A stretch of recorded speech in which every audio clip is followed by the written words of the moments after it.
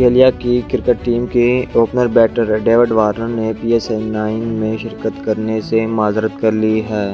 اپنے ایک بیان میں آسٹریلیا بیٹر ڈیوڈ وارنر نے کہا کہ میں اپنی فیملی کے ساتھ زیادہ سے زیادہ وقت گزارنا چاہتا ہوں، جس وجہ سے PSL9 ایڈیشن میں شریک نہیں ہو سکوں گا۔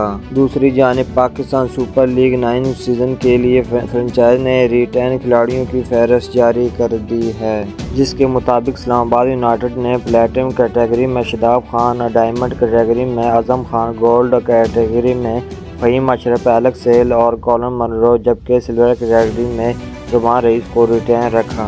لاہور قلندر نے شاہین افریدی، حارث رؤف، ڈیوڈ ویزے، اسکندر رضا، عبداللہ شفیق سمیت مرزا طاہر، بیک اپ اور راشد خان کو بھی ٹیم میں برقرار رکھا ہے۔ لاہور قلندر نے فخر زمان کو ریلیز کر دیا۔ ملتان سلطان نے محمد رضوان، خوشدل شاہ، اسامہ میر، عباس افریدی اور احسان اللہ کو برقرار رکھا ہے۔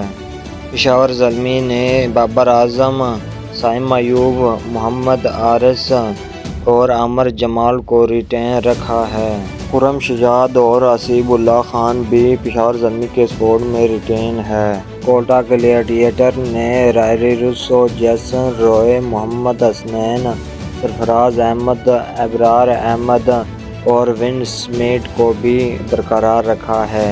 PSL9 کے لیے کھلاڑیوں کی ڈرافٹنگ 13 دسمبر کو لاہور میں ہوگی۔